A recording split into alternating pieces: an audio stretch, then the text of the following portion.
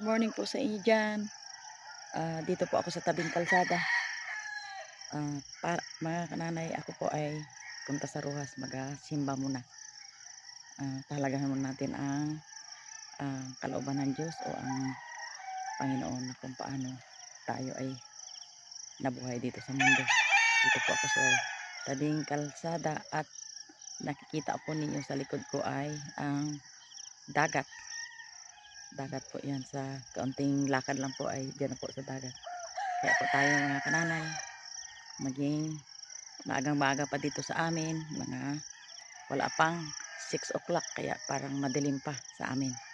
Kaya po mga kananay, salamat po ako kay God dahil binigyan na ako ng mabuting pangatawan at maayos na kalusugan. Tara po, lakad-lakad muna tayo, explore muna at mag-relax. Dito po mga kanay sa amin ay maaga pa.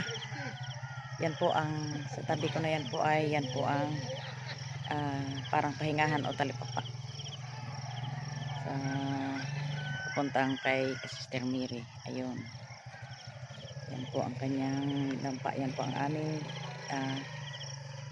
yan ang aming natigil ako dyan pag ako magbiyahe.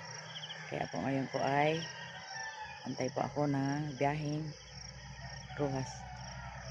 Yan mga kananay, magandang umaga dyan sa inyo. Yan po darating na sasakyan.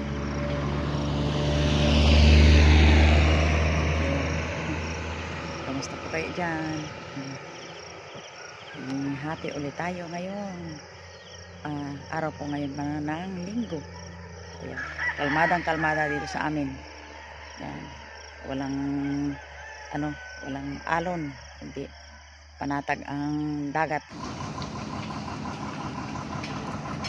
Yan po ang aking sakyan na Roro mga kananay, papuntang Rojas. Yan. Pansamantalang nagtigil muna dito sa restaurant ng kaibigan ko, sila ay kakain.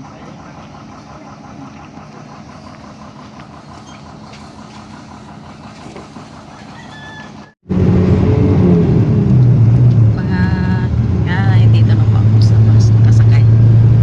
Yan, papunta na Rojas. Good morning po mga kananay. Ngayon po ay Lunes dito sa amin, Rojas, na nagsimba. Hindi na po ako nakabidyo nung doon po ako dahil nagkamadali nga po ako at dito na ako po sa bahay. Ngayon ay Lunes na. Paggaling ko po sa simbahan kahapon ay namili na lang ako ng kaunting paninda doon sa bayan ng Rojas. At ayan nga po yung aking nabiling mga paninda doon sa Rojas, yung mga binibili ng mga bata, kahit matanda pwede, yung mga biskwit at candy. Yan po, wala pa po akong istante na ilagyan dito. Hanap pa po ako ng istante. At yan ang kaunting paninda na nabili sa amin. Dito sa amin, kaunting mga paninda lang. At ngayon po ay, ang gawain ko po ngayon mga kananay ay magabilad po ako. Diyan. Ayan po, magabilad po ako ng palay. Itong palay po ay binigay sa akin ni Sister Mary, na yung ani sa kanya doon sa kanyang tinaniman. Binigyan na po ako ng isang sako. Yan po, at bibilad ko na po.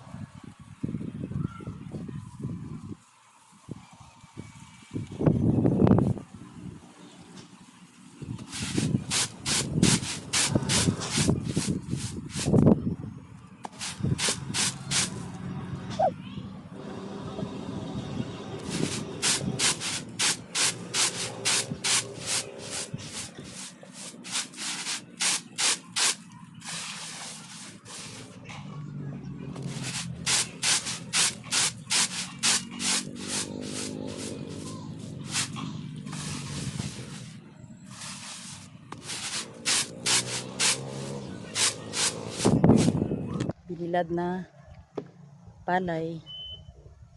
Yan. Malinis na yan dahil kuha ng ipa. Yan po.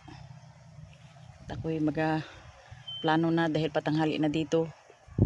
Ay, ng bilad ay mag-intindi po ako ng aking pagkain sa tanghalian dahil dito po mga kananaig patanghali na. Ano muna tayo, putol-putol ng kahoy.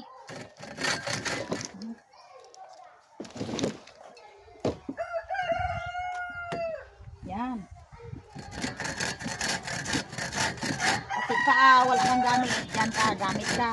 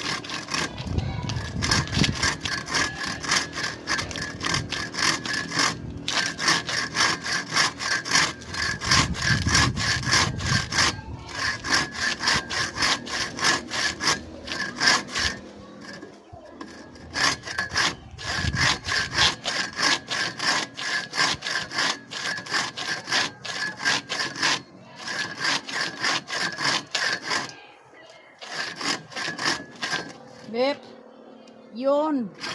Parang hindi magalaw.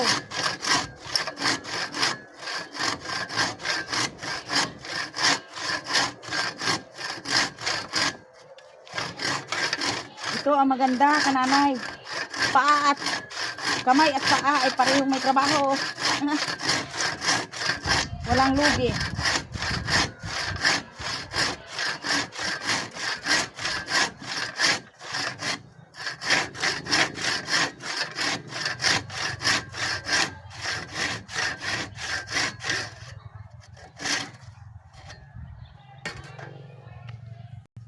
Saan si Namod Pek? Doon.